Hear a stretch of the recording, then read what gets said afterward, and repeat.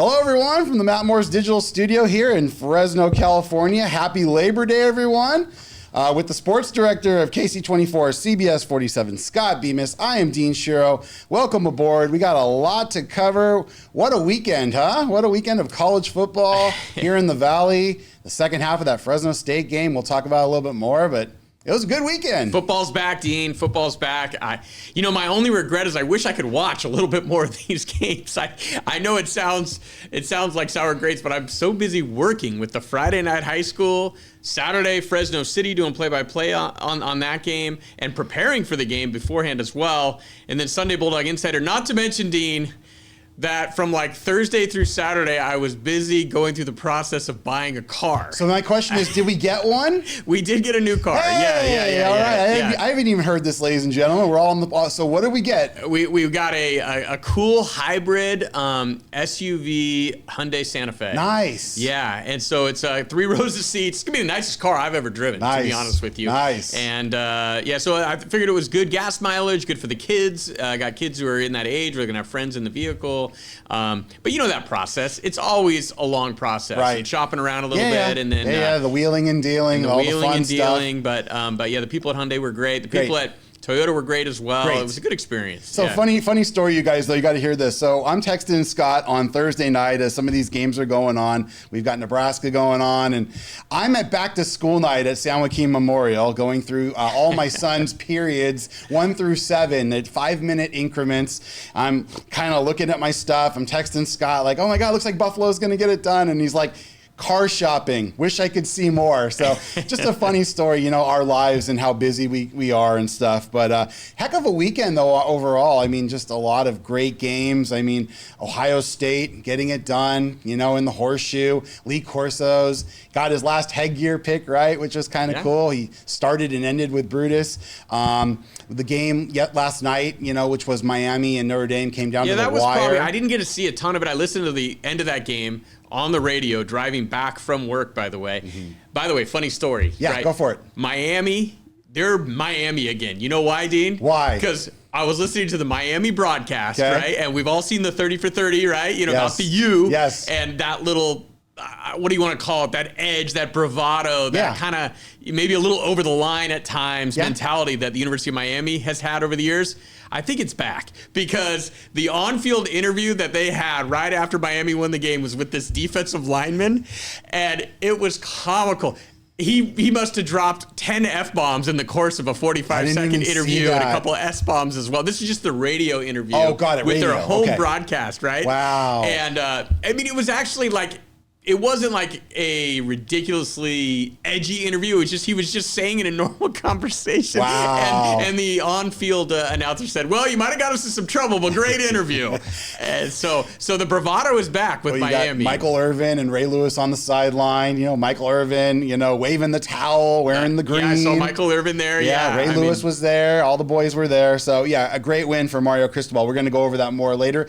Let's get into really quick this Fresno State game. But with that being said, we're going to come in hot on it.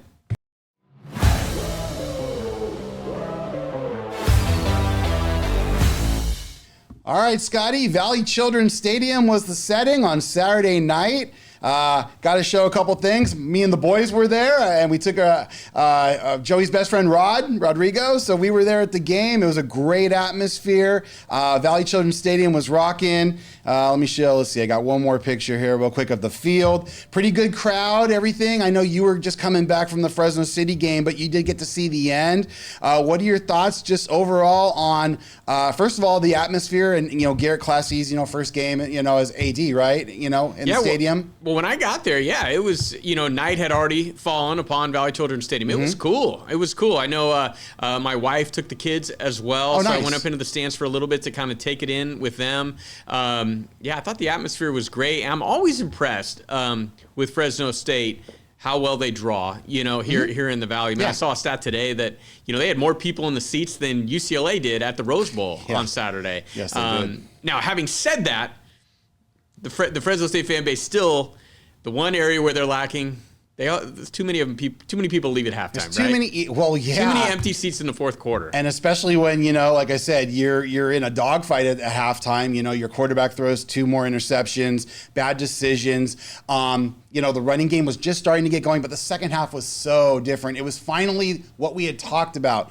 Bryson Donaldson and Brandon Ramirez taking control. The offensive line completely pushing guys 5 yards off the ball. Yeah, it was everything Matt Entz ever dreamed of. I took a deep dive on Sunday morning. I watched the game again on television, kind of rewind some replays, watching that offensive line do their work. And yeah, that was my overriding take from this game, was just that there's something developing here right now with this Matt Entz approach and Fresno State.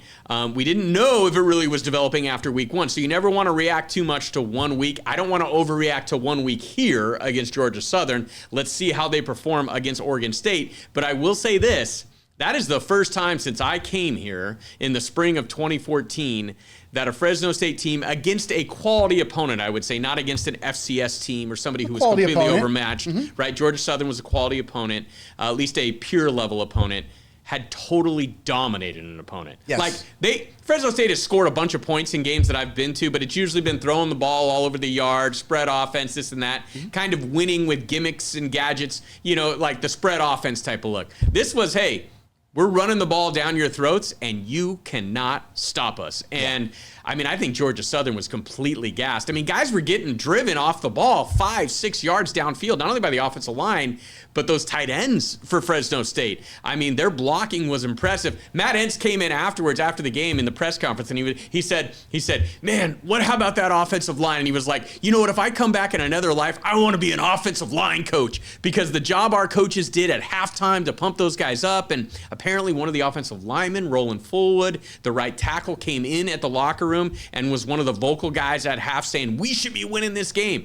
And it just is a mentality that I have not seen before from Fresno State. And I think it works here in the Central Valley. I think it works with the Fresno State fan base. Hey, we're just physical. We're tougher than you. Yeah. We're playing in the heat. We're not bothered by the heat, right? And so there's something developing here. I don't want to overreact just yet. Let's see how they look against Oregon State.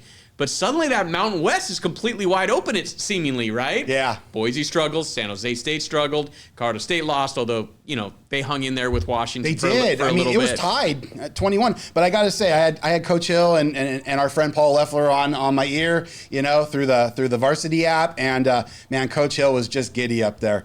Coach Hill was giddy. He was fired up. He got to do the hot dog race. I always love when he does that, too. But it was exciting. Watching Coach Hill was just so happy to see Smash Mouth football really going back to when he was coaching the team. And you can tell there's a synergy between what Matt Entz is doing and what Coach Hill brought to the table, because after the game, again in the press conference, did you hear Coach Entz? I heard him. Yeah, he said, first guy I want to talk to, Pat Hill. He wanted to talk to Coach Hill. I'm sure Coach Hill can't wait to talk with Coach Entz as well. Now, having said all that, right? Right, it's 1 week. And one guy you didn't mention was Rayshon Speedy Luke, who he might have been the most exciting player to watch. Bryson Donaldson put up the yards. We know what he's capable of. I was happy to see Bryson do that, though. Absolutely. And Bryson is a great all-around back. He can catch the ball to the backfield. He's a great guy to have on your side. And 167 yards rushing. You don't need to say any more about that. Brandon Ramirez, you mentioned. But Rayshon Speedy Luke, he brings a little bit of a game-breaking quality to it, right?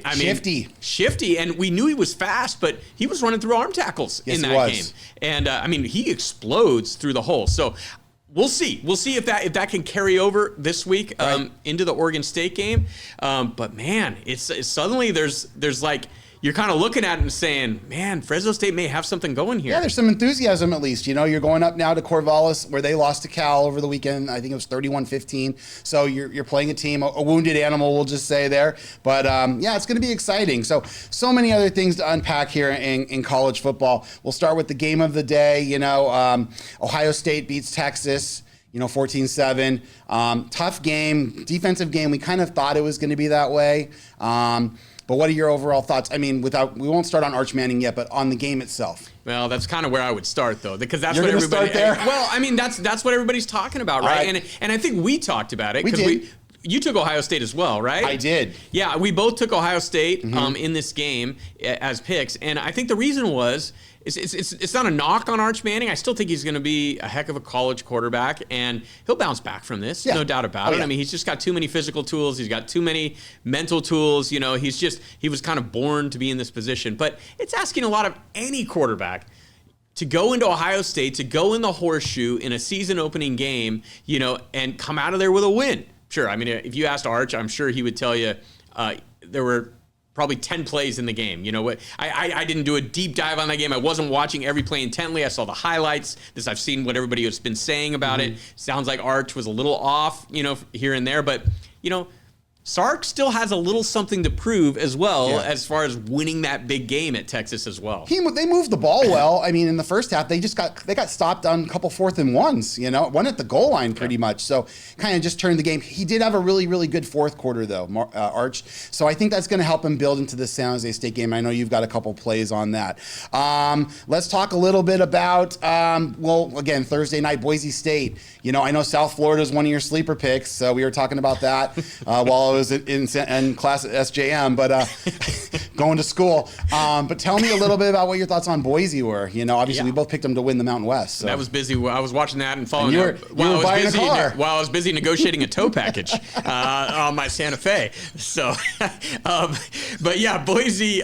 You know, when I left the house, Dean, it was halftime, right? You know, and you said, "Whoa, Boise might be in trouble." I still thought that they were going to find a way to win the game because it looked to me like they still, you know, were kind of the better team if they played that game 10 times, right? I thought they were going to win, too. At least in the first half, I thought that. Yeah. And so then when suddenly saw a text from you, and you said, "Whoa, look what, you know, crazy. Didn't see this happening. Mountain West may be wide open." I looked at the score, and it was 34-7. 34-7. And I was shocked that was how the second half played out, right? Now, by the way, I don't think that Boise State is, you know, that is representative of what they're going to be this year. I think they're going to bounce back, right?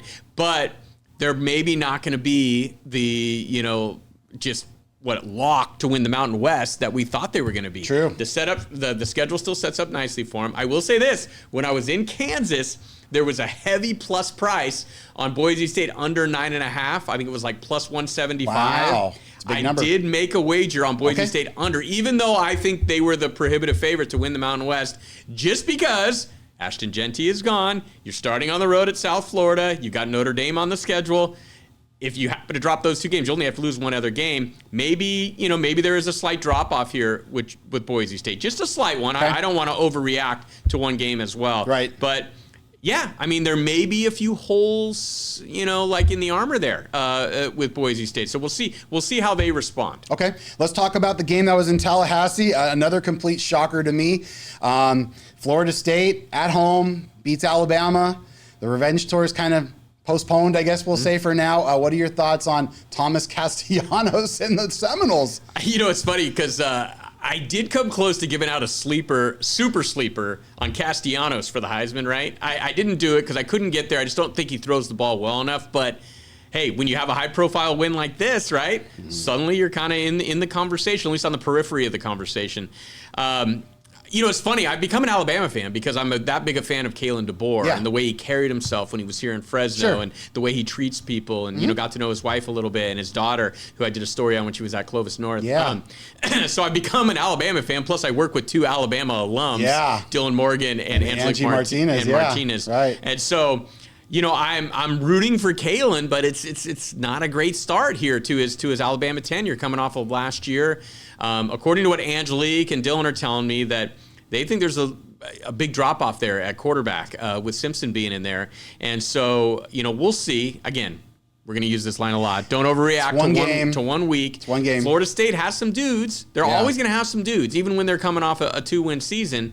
And that place was clearly jacked up. That place was clearly juiced. Yes. And when Castellanos, that quarterback, looks good, he looks really good, right? There are times, though, where throwing the football, sometimes they can get a little squirrely. But you know, they jumped out in front. That's exactly the makings of an upset, right? I didn't know anything about the comments he made about Alabama and Nick Saban's not there until the game started, but pretty brash, you know, to do that. But he backed it up. I mean, if you're going to make comments, you better be able to back them up. And he sure did. I mean, he's been pretty brash even from his time at Boston College as well with some of the comments, the comments that he's made.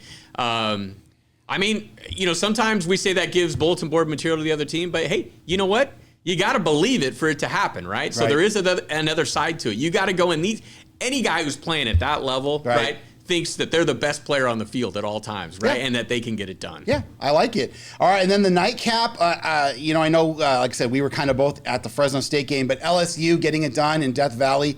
Clemson's Death Valley. They both have Death Valley, but getting it done in Clemson, against a very, very good Tigers team. What were your thoughts on Garrett Nussmeier and the boys? Well, you saw, at least on paper, I liked LSU heading into this year. Mm-hmm. Big transfer portal class coming in. I think it was the highest ranked transfer portal class in the country. Okay. It sounds like, again, not having watched that game too closely, but reading about it and watching the highlights, Nussmeier played solid, he did. Right? Didn't turn the ball over, Didn't turn it over.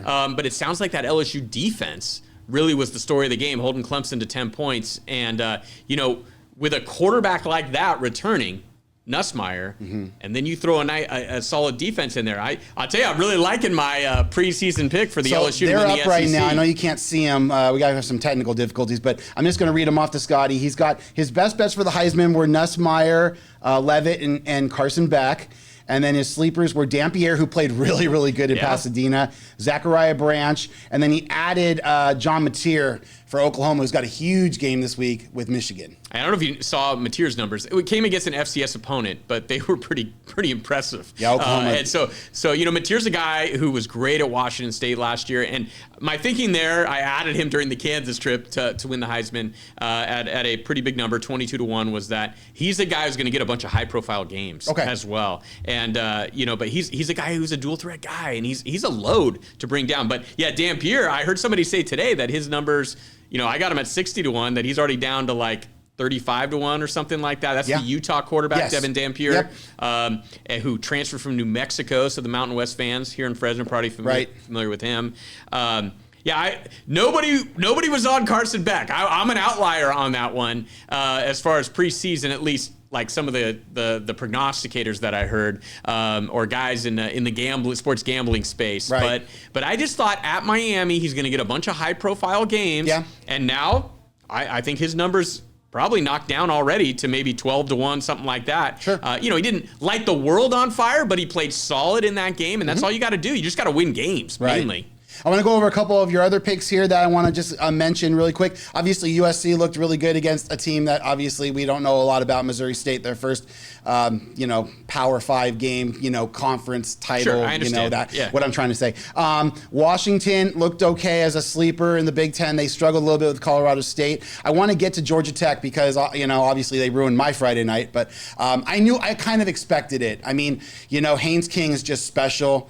And when the game was on the line, Haynes King won the game for Georgia Tech. So. Yeah, I didn't get a chance to see any of that game, and so I would defer to you, kind of your thoughts on that. Both teams played really well. Honestly, our offensive scheme, I wasn't very fond of. We ran the ball really well, but then we didn't run it when we needed to in the fourth quarter in a tie game. And Georgia Tech, just their will and way, I knew it was going to be a difficult game for Colorado to start the year against an opponent that we're not really well to play against, running quarterbacks and stuff like that. We're more better against standard quarterbacks. So I just wanted to mention that really quick because Scott did take them as his best bet to win the ACC. I want to go over really quick. Let's see. I want to go over, most importantly, your MAC. Toledo and Buffalo, two plays that he had last week and won on both of them. Toledo, covered the number late. Backdoor, baby. Late, they covered it, and you really didn't even have to buy it up like you did. They covered the number, but Toledo and Buffalo played really well against Minnesota. They hung in there. I'm happy with those two picks right now. I also think, kind of looking big picture, I think Syracuse could still be okay this year. They the quarterback looked pretty good for Syracuse. That was the big question mark, I think, coming in. So at 70-1, I kind of like them as a sleeper there in the ACC. Western Kentucky got a nice win in Conference USA to begin the year. UTSA held their own against A&M for a while until they finally fell. Yeah, and in the Big 12, they're obviously Iowa State. Looks like a really good pick right now at 11-1. I also did add a little bit of Kansas as well there. So Baylor, man, we'll see. And we'll see about that. But the Big 12 seems kind of wide open again. All right. Well, like I said, I want to get into one other topic real quick. So Luke Donald named his 6 captain's picks today for the Ryder Cup for Team Europe. No real surprises. Really, he just switched a Hogard with a Hogard, basically, and the rest were all basically all the players from Marco Simoni. I'm a little worried looking at that roster. I think Europe's sending their strongest roster to the United States ever. It's funny you said that because I was just looking at the odds to win the Ryder Cup because when you break it down 1 through 12, I kind of lean Europe. I do too. Man for man across that board. There's 4 rookies for the U.S. team. There's only the 1 rookie. I think it's Hogard, right? For team Rasmus instead of Nikolai. Instead of Nikolai this time. I mean, you got some real heavyweights on that European side. You can get plus 150 on the 3-way line. That also, it could be a tie in the Ryder Cup as well. But that seems kind of enticing at plus 150. Now, you got to be unpatriotic and you got to root for Europe in that scenario. Yeah. Don't know if I want to do that. No. But I have done it before. I'm just going to full say, disclosure. I really think that they are sending their strongest team. I really do. Well, there's a lot of experience there. At the top with Rahm and Rory, Lowry and Rose, and even guys like Fitzpatrick further down the line. There's a lot of really solid players there. Sure, you got the best player in the world on the American side, Scotty Scheffler. It's obviously. A team event.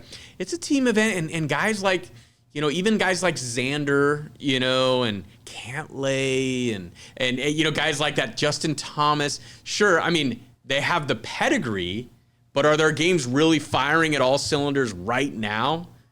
I don't know. I don't know. So we'll see. There's still some time before it. It really helped for the American team that they have Bryson on that team, by the way. I agree for the length, obviously, of Bethpage, but the 4 rookies concern me, obviously, compared to some of this experience on the European side.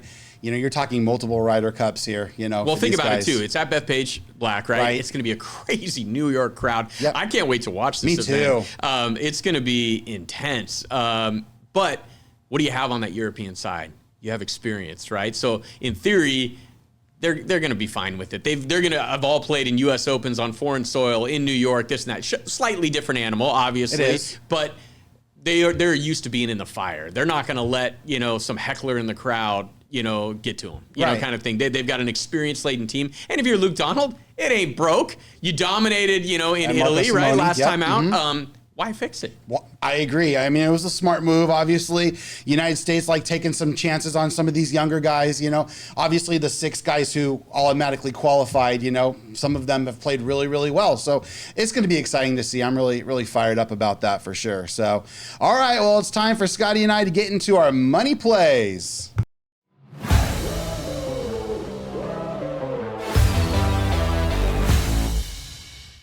All right, Scotty. Well, in terms of our little competition, it's an August competition that's going to come down to September 1st. I didn't realize that when I did my list, but it's going to come down to my parlay there that I've got. It's in blue. The last play of that parlay is TCU winning tonight. So it's Belichick versus TCU, North Carolina, Texas Christian in Chapel Hill. So if I get that TCU win, then I will overtake. If not, then Scotty's going to win 3 months in a row. But just let's look at what Scotty's kind of done really quick. So here's what Scotty did last week. Fantastic. 4 out of 6. Honestly, he had the Buffalo play. He lost with the Baylor play. And then obviously we've talked about Ohio State. The Syracuse-Tennessee one, unfortunately, they went way over that 50 number. That wasn't my best play. But those 2 plays at the end, really, really solid plays. The Toledo buyback, we'll call it a little bit. He bought it back to 10.5, but didn't really need it. And then Fresno State, in the second half, blowing out Georgia How Southern. about both of us, by the way, right? We're both in positive numbers. And we're going to end in positive numbers. Both of us are going to be, at worst, I'll be around 1177. Look at Scotty, though. 28.2% over what he started with. This is what I'm talking about, Dean. We're heating up, right? Right in time for football season. 28% over, folks. So, like I said, we highly recommend you look at our plays. With that being said, let's look at Scotty's plays this week. He has got 5 of them. They're all college football on Saturday, starting with Baylor. Yeah, so I just think Baylor's going to bounce back. That was a tough loss against Auburn. You saw some of those defensive deficiencies again coming to the table with Baylor, but now they're battling a fellow, Texas school, right? Yes. But like, I still am getting used to SMU being in the ACC, right? I wanted to say old Southwest Conference rival right there, about 70 miles between them. They're close. Yeah. Waco I don't know. Baylor didn't play their best game. I think they're going to bounce back. Having a game under their belt, I think, is going to be very helpful for them here. And getting a field goal at SMU. Two good quarterbacks in this game. So I'm going to take the 3 with Baylor there. Texas, I also think they're going to bounce back. I mean, I think they're going to be chomping at the bit all week long, especially Arch Manning. And I remember Texas last year against Colorado State in Austin. I mean, it was a complete mismatch. San Jose State's coming off a loss as well in their opener, but this is a whole different animal. I think they're going to struggle to score. The Spartans only scored a couple touchdowns against Central Michigan at home in that week, was very in week disappointing, 1. by the way. Yeah. And so I think Texas is going to roll over the Spartans in this game, and I would take them first half and final and game there as well, because I think the Longhorns want to get some frustration out. Kansas, Missouri, I considered taking Kansas +6. I'm going to hold off on that. Decided to go with the over here at 50 and a half points. Okay. The numbers, that total seems kind of low for two teams here that appear to have dynamic quarterbacks. Kansas, obviously, we saw what Jalen Daniels can do against Fresno State. Right. Now, Fresno State's a team who's going to slow it down a little bit more, this year under Matt Entz.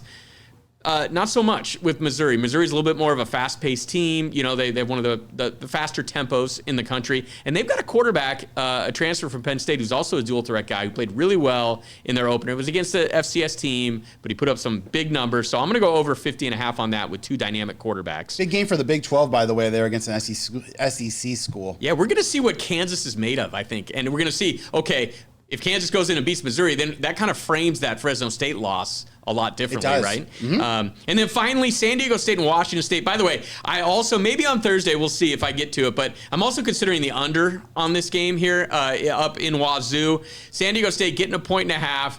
Wazoo struggled to beat Idaho. Oh, don't get me started. In week 1. If Wazoo would have just came through, our contest would have been over. I would have had it already. Now I got to sweat out tonight. New coaching staff up there at Washington State.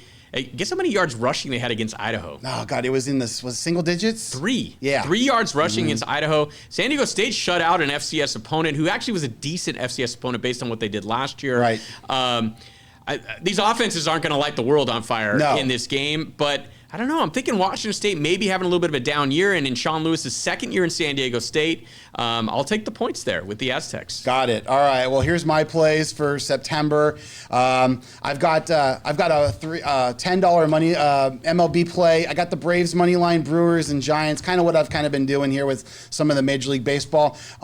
There were a lot of the games have already started as we do this show at 12:30, Pacific time. So these are some of the evening games and late afternoon games. So 10 to win 44 and change. And then another $10 MLB parlay, Padres, Mariners, and Diamondbacks. Ryan Nelson on the mound for the Diamondbacks tonight. So he's been pretty successful. We'll see what happens there. Another 10 to win 42. Heading back to the WNBA, everyone knows this is where you want to listen, folks, when Dean starts talking WNBA. So Wings and Lynx under 170 we're looking at, basically. The Wings sometimes struggle to score. They've been getting blown out a lot, and the Lynx obviously are the best team right now in the WNBA. So it's 20 to win, 18-18. Another $20 WNBA straight. The LA Sparks getting 8.5 tonight at Seattle. Sparks playing pretty well, so it's $20 to win, 16-67 there. And then a tennis. I got to do a tennis parlay here. I've got Yannick Sinner, Amanda Anisimova. Did I say that? Yeah, close. Okay, close. Anisimova. Carlos Alcaraz and Arina Sabalenka, all to win. Put 100 on it, so hopefully none of these four big favorites lose. 100 to win, 87 and change. There's my price pick stuff. I think the one I like the best is going to be Dylan Cease under 8 strikeouts. He's been averaging about 4 in his last few games, so watch him throw 12 tonight. Scotty, any last thoughts before we got to go? Like that you got a U.S. Open parlay in there. All favorites again, but yeah.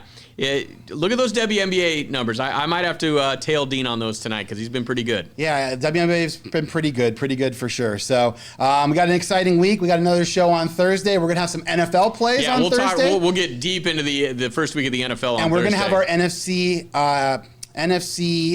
East preview on Thursday. We will have that. So anyway, thanks for joining us on this Labor Day. Enjoy the rest of your day. On behalf of my man Scott, I'm Dean. This has been the Beem and Dean Show.